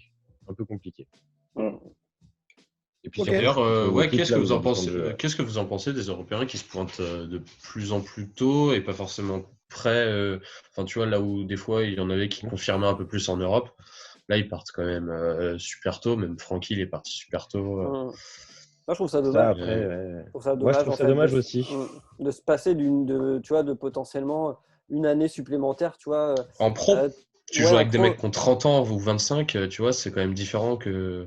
C'est ça, tu vois, genre, d'aller faire de la G-League. Non, mais je suis d'accord, mais il y a une certaine pression qui peut être mise sur leurs épaules en disant si tu te présentes pas maintenant, tu n'accepteras pas dans 2-3 ans, même si tu joues dans un club pro. Ouais, mais là, ça se blesse. Il y en a certains qui peuvent penser par leur jeunesse, qui passent à côté de quelque chose de super important, qu'ils ne retrouveront pas plus tard s'ils restent en Europe. Oui, non, mais c'est pas sans parler de 2-3 ans, c'est peut-être parler d'une seule année, tu vois, Théo Malédon, faire une seule année en plus où il fait de l'Euroleague, par exemple. L'Euroleague, c'est hyper formateur. C'est vraiment hyper formateur. Il a pas fait beaucoup de matchs en Euroleague. Il a presque pas joué. S'il passe à 15, 16, 17 minutes déjà sur une saison supplémentaire avec de l'Euroleague en plus, forcément, oui. Mais pour moi, je sais pas, c'est pas une question de timing, c'est une question de pression et il faut se présenter le plus tôt possible. Voilà. Même tout joueur a envie d'aller jouer, enfin tout joueur de basket a envie d'aller jouer NBA, donc plus tôt possible. Voilà. C'est l'argument que sortent beaucoup d'agents, tu vois, c'est genre le risque de blessure. Tu vois, là, tu as l'opportunité d'être, on va dire, un top 15 NBA qui te dit que l'année prochaine, tu te pètes pas un genou et que là, c'est pas que tout est fini, tu vois, mais tu vois, le problème, c'est que tu vois, ce genre de truc, ça peut te faire, entre guillemets, rater 2-3 ans de carrière NBA, sachant qu'on connaît les salaires, on connaît les conditions de travail. Aujourd'hui, c'est la meilleure ligue de basket au monde. Donc, même si l'Euroleague est pour moi juste derrière en termes de compétition, tout confondu, hein, que ce soit pour les infrastructures, pour le niveau et tout ça, je pense que voilà, ça fait quand même plus rêver la NBA aujourd'hui. Et quand tu as 19 ans, moi je me vois à 19 plus, on me dit vas-y, hein, soit tu vas jouer en Euroleague ou soit tu peux aller jouer, je sais pas, aux Hawks, aux Knicks, où tu veux. Bah, 1000 fois, je traverse l'océan. Je pense qu'il n'y en a pas un de nous qui dit ouais, vas-y frère, je vais rester jouer à Bourg-en-Bresse. En vrai, moi je reste à l'Euroleague. On va former un an de plus. Non, moi je reste en Euroleague en vrai. David, arrête. Sois même plus, non. Regarde Doncic. Doncic, il avait un vrai niveau. Il aurait peut-être même pu aller en NBA dès ses 18 ans, tu vois. Il n'était pas à Bourg-en-Bresse, il était au Real. Oui, non, mais je suis d'accord. Mais tu vois, c'est un gros club. Il joue l'Euroleague. Il a fait ce qu'il avait à faire. C'est-à-dire qu'il a pris des titres. Il a été MVP de l'Euroleague. Enfin, tu vois, il s'est fait vraiment les dents sur des gars qui ont de l'expérience, sur des équipes et face à des coachs qui ont de l'expérience. Le gars, il arrive en NBA. Regarde, là, il fait 2 saisons de bâtard parce que ça lui fait pas peur. Il n'a pas la pression. Le gars, il a un palmarès. Il arrive. Il a 19 ans. Il a un palmarès. Non, mais c'est vrai. T'as raison. Donc, après, c'est peut-être un cas exceptionnel. C'est une pépite, ce gars, bien sûr. Mais pour moi, je trouve que l'Euroleague, c'est de la G-League puissance 10, tu vois. Parce que finalement, tu apprends un style de jeu que maintenant, la NBA est en train de replacer. Quand tu es en Euroleague, tu sais défendre en zone. Tu sais le faire. Quand tu es aux États-Unis, donne-moi une équipe de NCAA qui sait défendre de la zone. Il y en a à peine en NBA, donc là, ils commencent à s'y remettre. Mais oui. Il n'y a plus trop de défense en NBA déjà. Pour moi, ils connaissent leur système de jeu. Donc, le fait d'avoir joué en Europe, maintenant, c'est un vrai atout. Regarde Dallas, c'est un vrai atout parce que les Européens s'adaptent beaucoup plus vite à un système de jeu qui n'est pas le système de jeu américain et qui permet d'avoir une originalité dans le jeu actuel. Pour moi, c'est ça, en fait. Maintenant, l'école européenne, c'est d'apporter de la nouveauté aux États-Unis, dans la NBA, d'apporter des systèmes en plus, d'apporter un système défensif en plus. Et je trouve ça cool. Ouais, ok. Après, moi, je comprends ton discours, David, dans le sens où c'est le discours de la raison, mais après, malheureusement, des fois, le business prend le pas sur la raison. Bien sûr, d'accord. Mais par contre, je suis tout à fait d'accord. Par contre, je suis tout à fait d'accord avec toi qu'aujourd'hui, c'est ce qu'il faudrait faire. Moi, tu vois, j'ai un Francky, par exemple, au Knicks, tu vois, il aurait dû rester encore peut-être 1 an à Strasbourg et faire 1 ou 2 ans d'Euroleague. Je pense qu'aujourd'hui, il galèrerait peut-être un peu moins. Mais oui, je comprends. Et après, moi, je comprends. Après, en vrai, je suis comme vous. On me dit, tu peux aller jouer à Atlanta, tu auras un chèque de 4 millions de dollars. Bah ouais, j'y vais. Vas-y, file-moi les 4 millions, gars. c'est ça. Mais par contre, je suis tout à fait d'accord que ton alternative est beaucoup plus intéressante en termes de potentiel et de développement des joueurs. De ouf, complètement. Doncic, il n'est pas arrivé là pour rien. Le gars, je pense qu'il est NBA plus loin. Et on peut en citer d'autres, même du plus anciens. Je n'ai pas tous les noms en tête, mais pour moi, après, c'est récent, quoi. Après, il était à 14 ans, lui, au Real de Madrid, dans l'équipe titulaire. Bien sûr, donc, mais du coup, à 14 ans, c'est-à-dire qu'à 18, il pouvait aller en NBA direct. Mais il arrivait à 19 et après, quoi. Même à 16. Ouais. Bon, en tout cas, on verra. On lui souhaite tout le bonheur à Théo Malédon, évidemment. Ouais, et qu'il fasse le bon choix. Et qu'il fasse une super carrière, surtout. Et est-ce qu'il a mal aux dents, Malédon? Voilà, alors du coup, on va enchaîner tout de suite. franchement, à côté, ma blague avec Zouk Machine, c'était beaucoup mieux. Hein. Je suis désolé. Ah ouais? Je pensais à ça. Aujourd'hui, je me dirais, c'est laquelle des deux est la moins pourrie, tu vois. C'est ça, à la limite. On enchaîne d'objectivité. Avec le second gros sujet de cette émission particulière. On enchaîne sur la QV 2020 du Hall of Fame. Et du coup, on va se poser la question tous ensemble là. Kevin Garnett, Kobe Bryant et Tim Duncan, s'il fallait en garder qu'un. Je vais avec Kobe Bryant pour un petit hommage. Je sais même Kobe pas pour moi. Je sais même pas pourquoi tu mets Kobe dans le discours. S'il y a quelque chose à choisir, c'est Kevin Garnett ou Tim Duncan. On va tous choisir Kobe. Évidemment. Ouais, je pense. Non. C'est sûr. Non. Absolument pas. Darko Milicic, Hall of Fame. Solide. Solide. Je te suis. A joué quand même 8 ans à NBA, pas mal. Belle carrière de role-player. Voilà. Non, après, j'avoue, je vois pas le truc de Kobe. En fait, c'est quoi? C'est par rapport à quoi, en fait, les trois? C'est quoi? Qu'est-ce que sur quelle base? Sur leur carrière, sur les joueurs? Ah oui, non, mais sur la base que tu veux. Moi, si tu veux mes bases pour mon choix, tu vas voir, c'est ridicule. C'est-à-dire que la base de mon choix, elle est la suivante.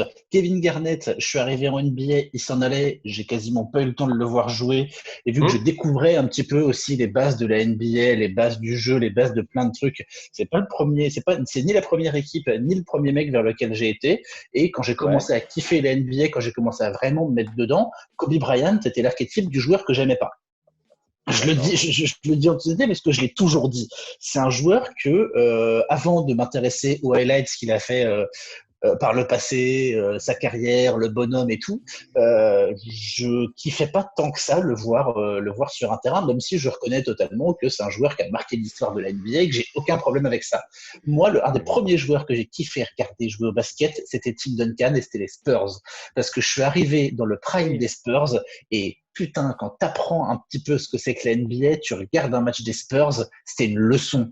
À cette époque-là, à l'époque 2014-2016 des Spurs, tu prenais une leçon de basket à chaque fois que tu regardais. C'est un jeu européen, justement. C'était un jeu à l'européenne, c'était des systèmes qui étaient parfaitement exécutés, c'était une défense, il y avait tout, c'était complet, c'était archi complet, tu comprenais ce qui se passait. Et l'archétype de tout ça, le joueur archétypal de tout ça, pour moi, c'est totalement Tim Duncan. Et donc, c'est un des premiers joueurs que j'ai réellement kiffé regarder jouer au basket. Et c'est pour ça que moi, s'il fallait en rester qu'un sur les trois, bah pour moi, ce serait Tim Duncan, très clairement. Ok. Voilà. Ok. Si c'est dans ce genre de truc, ok, je comprends très bien. Parce que moi, je te cite Kevin Garnett. Parce que moi, tu vois, j'ai commencé à regarder la NBA avec les Wolves, avec Kevin Garnett qui arrivait au NBA, gros. Donc, je comprends. Je vois tout à fait ce que tu veux dire, tu vois. Mais moi, j'ai suivi Kevin Garnett ces 10 premières saisons aux Wolves, donc c'est pour ça. Mais Tim Duncan, c'est pareil. C'est des mecs, c'est des légendes. C'est même plus des simples joueurs de basket. Ces mecs-là ont dépassé le sport, tu vois. Les trois sont des légendes, il n'y a rien à dire là-dessus. Voilà. Bien sûr. Les trois ont dépassé le simple cadre du sport et de l'impact, donc c'est clair. Ça, après, Garnett, il a qu'une bague. Hein. Enfin, moi, je sais que je le choisis à aucun moment parce qu'il a qu'une bague et qu'il est venu la choper en plus avec Paul Pierce et Ray Allen. Après, c'est clair que si moi je me base là-dessus, je ne choisis pas non plus. Tu vois. Moi, c'est plus par rapport aux joueurs, tu vois, par rapport à ce que. À la sensibilité. Exactement. Ah bah ouais. Oh la vache. Si tu écoutais les arguments que je t'ai sortis, c'est la seule raison pour laquelle j'ai choisi Tim Duncan. Hein. Parce que évidemment que si tu regardes objectivement parlant le mec qui a marqué son sport, qui a réellement marqué l'histoire totale de son sport et dont le grand public va se souvenir, c'est Kobe Bryant. Et ça aurait été Kobe Bryant, même si c'était pas passé ce qui s'est passé au début de cette année. Très clairement. Tu vois, Kobe Bryant, tu peux le ranger dans la même catégorie que des Michael Jordan, que des LeBron James, probablement d'ici quelques années. Mais en dessous, c'est pareil. D'ailleurs, est-ce qu'il l'aurait pas fait un peu exprès pour être Hall of Fame? Ça pourrait être un sous-débat. Non. Pour reprendre le débat, il était certain d'être Hall of Famer. Pour reprendre la question entre Kevin Garnett alors, il est super con, hein. et Tim Duncan, il y a Evan Fournier justement qui avait balancé le débat sur son Twitter et il posait une question qui était intéressante. Parce qu'il disait Kevin Garnett ou Tim Duncan était là. Ma question, c'est combien de titres auraient actuellement les Spurs s'ils avaient eu KG à la place de Tim, par exemple? Est-ce que les Spurs auraient gagné autant de titres avec Kevin Garnett? Pas sûr. Impossible à savoir. Il aurait fallu savoir comment ils s'entendent avec Ginobili et comment ils s'intègrent dans ce système de jeu. C'est un gars trop instinctif, Kevin Garnett, c'est un gars trop instinctif. Tim Duncan, c'est un appliqué. Le gars, c'est ça. Il a tous les fondamentaux du basket, il les maîtrise tellement que ça non, mais je suis d'accord, mais les Spurs, c'est une équipe véritablement atypique dans la ligue. Ouais. Et elle peut avoir un effet bénéfique sur tous les joueurs pour moi qui y arrivent. Donc peut-être que si Kevin Garnett était arrivé là-bas, il aurait appris une discipline de travail qui était complètement différente de celle qu'il avait aux Wolves et à Boston. Et peut-être qu'il n'aurait pas du tout eu la même carrière. Enfin, voilà, pour moi, l'effet, la capacité à transformer les joueurs qu'on a chez les Spurs peut laisser Pop surtout. Il est vraiment partout. Hein. Au-delà des Spurs, Pop surtout. C'est clairement lui. Ouais, après, quand même, je sais pas, moi, Tim Duncan, je le vois quand même largement plus haut que Kevin Garnett. Enfin, tu vois, genre, déjà, il est quand même arrivé. La première saison, il passe titulaire direct. Il est première option dès sa deuxième année, alors que tu as le pivot là, Robinson, amiral, qui quand même domine un peu la raquette depuis genre 10 ans en NBA. Ouais. Et il arrive, il le vire dès sa deuxième saison. La première, il est pas première option, mais dès la deuxième saison, il est première option. Et ouais, même, moi j'ai rematé un match contre le gros Shaq et contre Kobe Bryant, justement. C'est un Tim Duncan jeune, les gars. C'est chaud, hein. Ah ouais, franchement, c'est impressionnant, quoi. Genre, il a des titres de MVP à Tim Duncan, je sais pas. Il a 2 titres de MVP en 2002 et en 2003. Et Mais, sinon, ouais, tu vois, là-dessus, moi, quand on me parle de ce mec-là, moi, je Il me a dis, MVP des finals aussi, non? il a voilà, ouais. un MVP des finales. Ouais. Tu vois, je dis que moi, quand on me parle de ce mec-là, je dis là, faut carrément. Quand tu pars dans ce genre de débat avec ce mec, c'est tu te dis plutôt que de comparer à des joueurs, si tu fais, est-ce que c'est pas plutôt le meilleur poste 4 de toute l'histoire, tu vois. C'est Ouais. là-dessus qu'il faut partir quand tu parles de Tim Duncan, tu vois. Grave. Garnett, c'est, tu vois, c'est peut-être aller top 10, tu vois, dans les postes 4 depuis la création de la NBA. Tim Duncan, c'est plutôt, est-ce que c'est pas le premier, en fait? Tu fais. Le mec arrive à gagner un titre dès sa deuxième saison NBA en étant l'option numéro 1 et comme tu disais, en balayant un All-Star de 5 à 6 saisons qui est Robinson, tu vois, sachant qu'ils avaient quand même gagné avant aussi. Tu vois, et puis attends, très lourd. Hein. Il gagne un titre alors que lui, il est rookie de 98, c'est ça? Ouais, il est Donc, rookie of the year, 98. et il gagne quand même en 2013. Donc tu vois, enfin genre, il arrive à quand même gagner. Il gagne 2 titres au début, c'est ça? 2 ou 3? 2 titres. 2 titres et il gagne le 3e presque 10 ans plus tard. Enfin, même ça, même l'histoire, elle est trop belle, tu vois. Genre, il est MVP des finales en 99. Hein. C'est la deuxième année. Ouais, Putain. deuxième année. année. Wow. Oh, le mec. Ouais. Ah oui, non, mais c'est pour ça, hein, moi j'ai Tim Duncan. Après, même si je suis pas fan du joueur, parce que voilà, c'est pas forcément le joueur que je regarde, mais après, tu sais, c'est devant ces mecs-là, tu peux pas dire, ah ouais, non, je peux pas te dire qu'il est pas premier. Si tu dis, même si tu penses qu'il est pas premier, t'es obligé d'en parler, quoi. T'es obligé de le citer à un moment. Attends, et avoir un mec aussi lourd en phrase, quoi. Voilà. En vrai, 2 secondes, matez la ligne de stade du Mammouth. Première année. Hein. Du 30. Première année, 21, 2 contre, 0,7 interceptions. Il est à presque 3 passes et 12 rebonds. Mec, année de rookie. Hein. C'est n'importe quoi, mec. Qui a fait ça ces 10 dernières années? Ah, mais même ses stats en playoff. Il a 20 points, 9 rebonds en playoff. Première année. Tu dis que ces 3-4 dernières saisons, en plus, il jouait plus forcément aussi bien que les années précédentes, qui était pas mal pété. Tu te dis, si ce mec-là, il s'était arrêté au top du top, il aurait des stats à 26-27 points, 12-13 rebonds en playoff. Surtout, oui, peut-être qu'il jouait moins bien sur ces 4 ou 5 dernières années, mais sérieux, moi, des joueurs qui jouent moins bien comme il les a joués ces 4-5 dernières années, j'en veux tous les jours. Hein. Ah oui, moi aussi. Oui. Clairement, je suis direct. Hein. Ah oui. Et dire qu'à la base, il voulait faire de la natation. Oui, c'est vrai. Et il a de la natation. Et tu sais pourquoi il a arrêté? Parce qu'il y a une tempête qui a pété la piscine de son île, parce qu'il habitait sur une île à la base. Je crois que c'est les îles Vierges d'où il vient. Et à cause de ça, du coup, comme là, il n'y avait plus de piscine, il a dû se mettre au basket. Et c'est comme ça. Il était grand et du coup, tout le monde a dit fais du basket. Et du coup, il a fait du basket. C'est cliché. Mathieu fait du basket? Oui, c'est ça. C'est ce qu'on m'a dit. Non. T'as dit des points et tu l'as fait aussi. Et non, Antoine, ça va marcher. Non. Allez. Donc toi, Mathieu, c'est Kobe. Ah bah moi, c'est Kobe. De toute façon, Kobe, après, c'est sûr. Oui, voilà, Kobe, c'est sûr. C'est comme ce qu'on a dit tout à l'heure. Kobe, c'est sûr. Voilà. Mais par contre, c'est vrai que le choix entre Garnett ou Duncan, c'est compliqué. Parce que moi, Garnett, quand j'étais plus petit, c'était un peu ce que j'aimerais être, soit un mec. Un Renoir. Je voulais être un.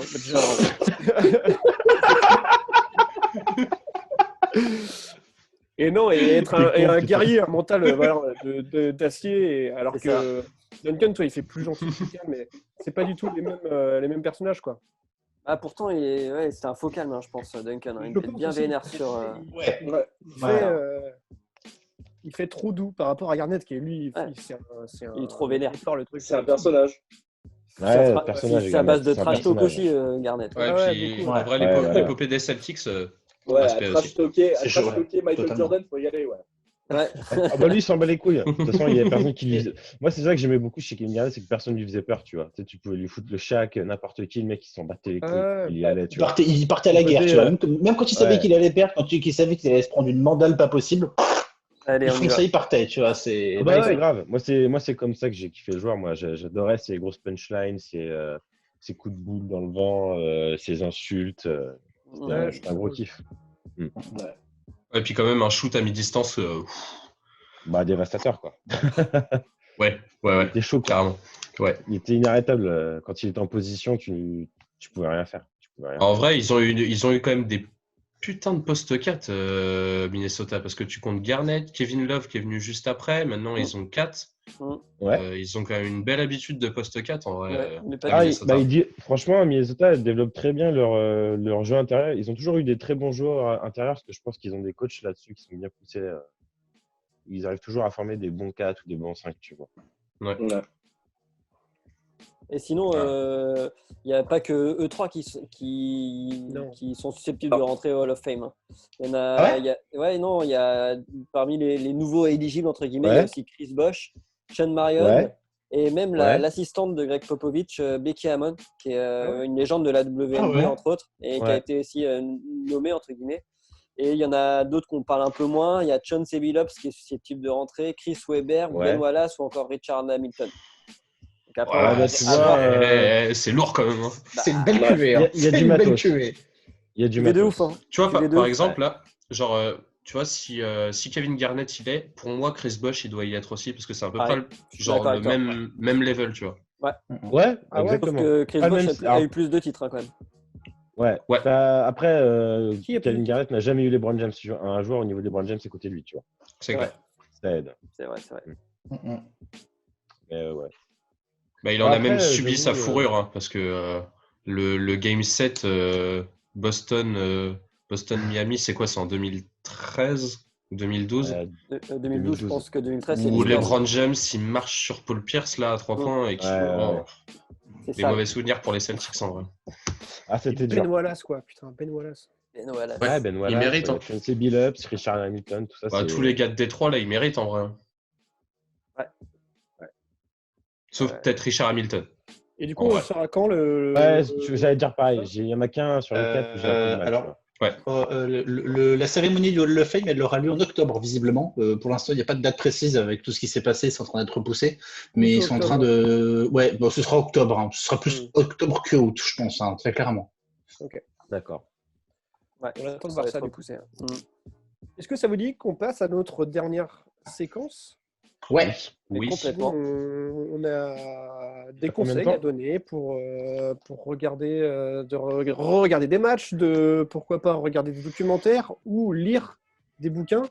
Donc, qu'est-ce que vous avez retenu là de ce qui se fait en ce moment là sur Netflix, sur les internets, on va appeler ça? Bah, déjà, ce qu'on peut dire, c'est que merci la NBA avec ce fabuleux League Pass qui est gratuit jusqu'au 23 avril. Bon, alors, faut s'inscrire, faut machin, faut truc, ok.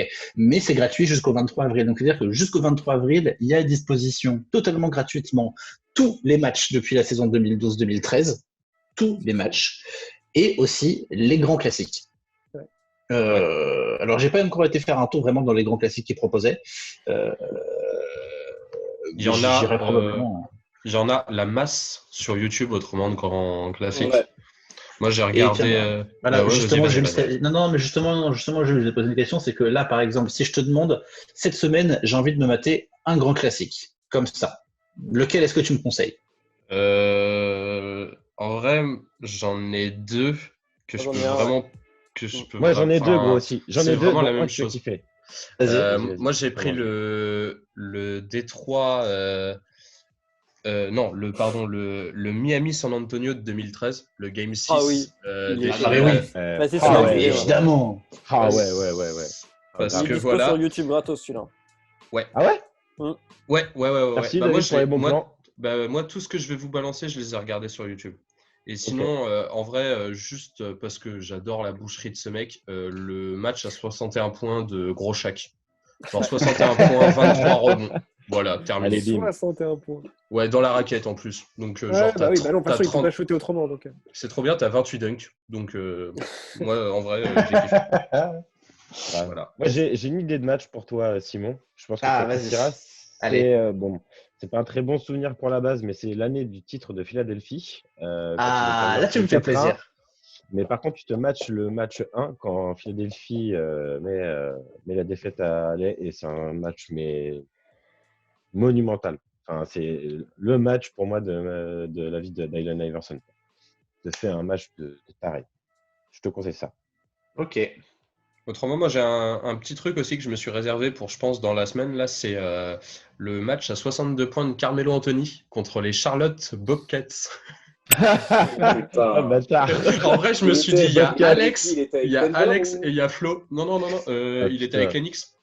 L'Enix, d'accord. Et c'est son meilleur match en points. 62 Combien points. 62. Donc ça, C'est c'est quelle sûr, année, je vais gros? me le mater. Juste pour que Je sais tu pas sais du quelle tout. année c'était ou pas, non? Non. Parce que juste Ça pour doit savoir, être- je pourrais te restituer un peu l'effectif dans ces années-là, et à mon avis, je pense savoir quelle équipe c'était, et c'était pas beau à voir. Ouais. Tu t'as parlé de 2 matchs, Flo. Tu m'en as cité qu'un pour l'instant. Alors le deuxième, bah en fait, c'est le match qu'a sorti Jules tout à l'heure, c'était Le Miami San Antonio. Ouais, Miami J'ai Spurs. l'impression que David l'avait aussi. Hein. Ouais, je l'avais aussi. Ouais. Ah, Mais je moi, pense que attends. c'est le match qui nous revient tous récemment, qui est Ouais. aussi Ouais, non, dur mais à oui, regarder, évidemment. c'est celui-là, quoi. Après, il y a un match un peu bonus qui est sur YouTube. C'est Dream Team 92 vs Dream Team 92. Et Je ce l'ai vu, match, ouais. il est juste, c'est une dinguerie. C'est une dinguerie. Ouais. Les gars, ils jouent, enfin, ils s'en ont rien à foutre. Y a pas, enfin, et Ouais, ils c'est jouent un comme, truc de ouf. Enfin, C'est très Dream mal Team filmé, mais 92. ouais. Ah ben oui, mais bon, après, tu vois Michael, Scotty, Larry Bird, Patrick Ewing, David Robinson, Magic Et ça joue Johnson. de ouf. Hein. C'est un Ça match joue. d'entraînement, mais Ça joue de ouf. Ça joue de ouf. Ah non, ils mais... se foutent sur la gueule. mais je me demande Bah, si C'est c'est là, pas... c'est là où il y a eu un gros Michael Jordan aussi en trash talk. Ah bah, de toute façon, Michael Jordan, tu peux pas trop le tester en niveau trash talking. Hein. Ah non. je sais pas. Même Vraiment Kevin le genre de Garnett, bonne c'était un idée. petit gamin. Ah ouais, à côté, non. hein. J'ai retrouvé Ah autrement ouais. j'ai retrouvé un match aussi que j'ai maté en tout début de confinement. Il est dispo aussi sur YouTube. C'est le Game 7 de la finale de 2005 entre Détroit et San Antonio. Et là, tu as un Duncan jeune, avec Ginobili jeune, avec Tony Parker jeune. Et en face, tu as l'Armada de Détroit avec Chauncey Billups, Richard Hamilton, Ben et Rashid Wallace. Je pense Et que regarder un incroyable match ce des match. Pistons Fais aussi, ça péter doit le lien être. si tu veux. Ouais, Alors, de toute grave. façon, on va mettre les liens hein, du coup directement dans les. Et pour toi, Mathieu, il y a le Knicks Pacers de 94, la finale de conférence, avec du grand Reggie Miller. Ouais, et puis pareil, moi autrement, j'avais un dernier petit truc, c'est tous les training camps sur la page Rico Hines Basketball.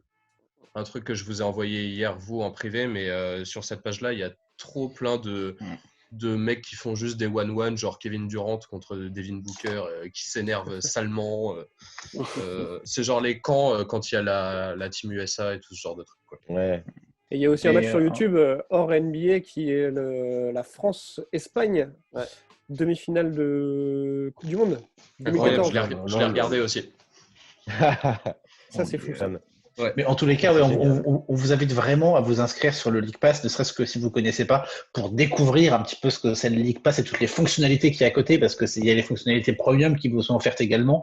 Et regarder un match avec les stats en direct qui s'affichent à côté des joueurs et tout, enfin, c'est juste un bonheur monumental. C'est-à-dire que moi, ça fait 2 ans d'affilée que je paye une blinde mon League Pass, mais je suis le mec le plus heureux de la Terre de dépenser autant de thunes dès le début de l'année. Ouais. Vraiment, je suis heureux, quoi. Parce que je sais qu'après ma saison, je vais la kiffer. Il y a YouTube. C'est ça qui est bien, moi. Oui, sur ça. les comptes ESPN, sur les comptes NBA, tu as des classiques qui ressortent maintenant et qui sont là pour rester, je pense. Donc, profitons-en également. Après, ils ont fait un top 100, un top 100 d'à peu près tous les All-Stars ou gabarit All-Star en NBA de cette année. Sur la chaîne NBA officielle aussi, ils ont fait à peu près un top 100 des meilleures actions de plein de joueurs. Il y a vraiment de quoi faire. On enchaîne avec la lecture, David ? Ouais, on peut enchaîner avec la lecture. Quelques petits conseils tranquilles. Le premier truc que peut-être je vais vous parler, c'est un livre qui est sorti il y a quelques temps, mais qui envoie pas mal de... Ah, bah, avec le fond d'écran. On le voit mal, mais... Ah, bah oui, magnifique. Ah, bah voilà. Le bouquin Trash Talk, où on apprend plein de petites anecdotes en tout genre. Il y a pas mal de stats, des petits, du coup, du trash talking aussi. On se marre bien à lire ce livre. Il y a plein de petites anecdotes. C'est vraiment génial. Avec une préface de Rudy Gobert. Franchement, ça se lit hyper bien. Je le conseille. Il est trouvable un peu partout, dans les Fnac ou autre. Fermé. Pardon ? Les Fnac fermés. Du coup. Fnac.com, quoi. Oui. Ouais, ou directement sur le site de Trash Talk aussi, il doit être encore commandable. Sinon, il y a toute la série des MOOC, donc les bouquins que nous propose Basket Session Reverse. Donc là, il y a le dernier qui est sorti, qui est sur New York. qui est vraiment une dinguerie. En plus, c'est vraiment il n'y a pas de temps. Il n'y a pas de résultat, il n'y a pas de match. C'est vraiment du reportage de fond. C'est hyper bien fait, hyper bien illustré.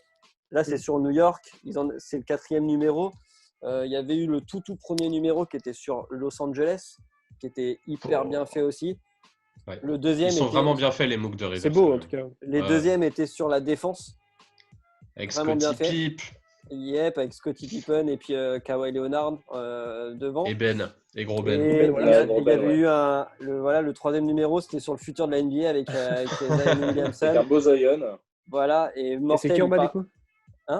Et en C'est bas, qui il en y a du Luka Doncic, il y a du Trae Young, il y a du Ben Simmons, il y a du Spida Mitchell. Voilà, avec des pures illustrations. J'ai essayé de le faire voir. On voit pas très bien. Non, ça passe merde. pas. Allez, c'est Bah, strike. tu nous feras une magnifique incrustation comme tu sais les faire, Mathieu. Voilà. Avec grand Exactement. plaisir. Il sera là. Et Voilà, là. en tout cas, Ouais. Et là. et la plupart sont Alors, trouvables sur le site de Basket Session. Sauf le premier qui est en rupture de stock, mais sinon les 3 autres sont trouvables. Oh non Voilà. Le premier sur LA, du coup. Le premier sur LA est plus trouvable, ouais. Il est en rupture. Ah, j'avais envie de me mettre les 4 d'un coup là dans un panier. Bah, Ouais, tu des peux beaux trucs à prendre les garder. 3 d'un coup. Tant C'est pis. pas hyper cher, hein, c'est 16 balles tu vois, le truc. Ouais, ça va. Et voilà, puis tu peux même t'abonner si tu veux les soutenir un peu, parce que voilà, maintenant c'est leur nouveau. Enfin, ils s'en sortent que 4 ou 5 par an. C'est 16 balles et voilà, ça se commande et C'est du vrai boulot. c'est du vrai boulot. À chaque fois, en plus, tu as un rédacteur en chef différent. Il y en a un, c'est Rudy Gobert, l'autre, c'est Jacques Monclar. Enfin, tu vois, là, sur celui de New York, c'était Jacques Monclar qui était mis en avant, forcément. Ça va, Donc, il connaît le sujet. Il connaît 2-3 sujets, puis il y a les gars de First Team qui interviennent. Ils vont c'est ce que chercher j'allais dire vraiment, ils vont chercher vraiment des connaisseurs, des joueurs. Ils parlent, tu vois, dans ce New York, ils parlent pas mal avec Bobito Garcia aussi qui intervient parce qu'il connaît vachement les playgrounds de New York. Enfin, c'est vraiment de la recherche de fond. Il y a des belles interviews. Il n'y a rien à dire, franchement. C'est pur magazine à lire pendant le confinement, pour le coup. Ok. Eh ben, nickel. Du coup, moi, je vais me commander ça, là. Entorse Magazine. Ça vient de sortir. J'aime bien le nom, déjà. Ma cheville droite apprécie. Non, mais en plus, c'est pas des conneries. Ça a l'air vraiment cool. Déjà, au niveau visuel, moi, j'adore. Donc, je ferai un petit topo à la prochaine émission quand j'aurai reçu le magazine. Mais ça Si je le reçois. ça me dit bien. Si je le reçois, c'est ça aussi. On verra. Surprise. Avec la lecture? Pour la Comment lecture, moi, j'ai tout ce qu'il faut. Enfin, je vous ai présenté tout ce que j'avais. Après, on peut passer aux petites vidéos aussi de séries qui peuvent intéresser les gens. Du coup, tout d'abord, la news qu'on a appris, c'est le renouveau de Game of Thrones qui va sortir pour sa 7e saison. Yes. Ça sort à partir du 30 avril. Ils vont faire 4 épisodes finaux. Déjà, le trailer envoie du steak. Donc, on a bien hâte que ça sorte. Voilà, c'est sur Bleacher Report que ça sera disponible. Ok. Cool. What else? What else? Bien sûr, il y a la série qui sort le 20 avril avec MJ, The Last Dance sur Netflix. Voilà. Donc, on va voir. Avec une petite polémique à la clé. Enfin, une petite polémique, on peut. Je sais pas s'il y a Antoine, vraiment je te laisse. Bon, non, mais je laisse Antoine en parler parce que c'est lui C'est lui qui a fait les. Mais toi, mets la main sur son épaule, Mathieu, et fais comme ça. Touche le paquet. Non, qu'est-ce que tu nous as dit du coup, Antoine? J'ai vu ça aussi tout à l'heure. La polémique. Alors, tu n'avais qu'à être là, Mathieu, donc. Mais je sais très bien de quoi tu as parlé. C'est pour exprimer aux gens ce que tu. Bah oui, parce que les gens n'étaient pas à notre conversation privée. Non.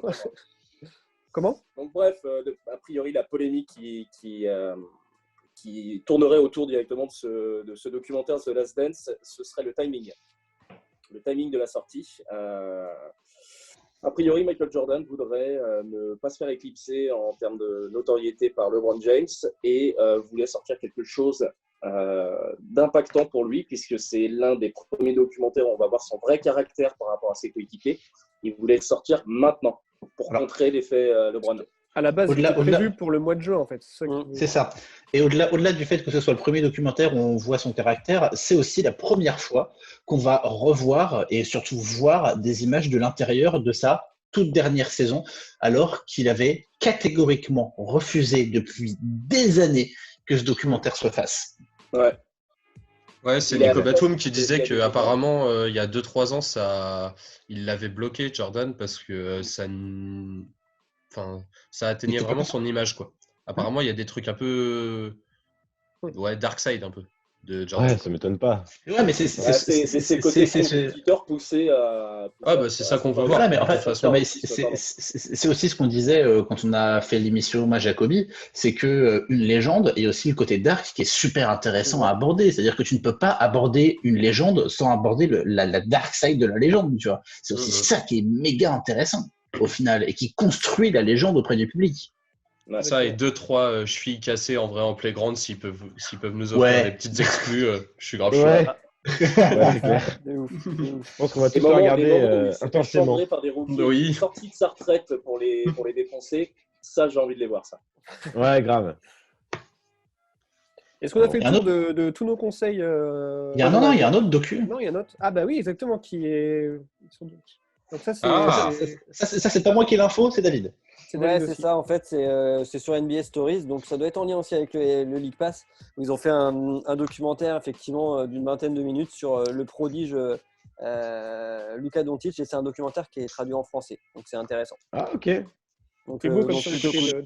Je suis refait. Mais Ouais, surtout tu que m'étonnes. ce qu'on se disait avec David tout à l'heure, c'est que est-ce que vous pouvez me citer un ou deux docus qui ont été faits à petite ou à grande échelle sur des joueurs de 20 ans ou moins en NBA? En NBA, non. Au Il y foot, avait il y en a eu, le ouais. documentaire Marvin Martin est-il le prochain Zidane? Il y avait le documentaire Non, Patrick mais- Chibamba et le nouveau Zidane. Non, mais voilà, je pense qu'aujourd'hui, c'est le joueur de NBA le plus jeune à avoir son docu NBA, quoi. Oh si, il doit y avoir un petit documentaire sorti des fagots tourné localement pour s'écouter une bouilla. Non, mais. Non, mais je te parle vraiment de sortie locale, tu vois. Là, c'est vraiment un truc mis en place, Non, mais, NBA, tout ça, tu vois. Ta question était rhétorique, on le sait. Hein. Non, Ah, mais oui, tu voles!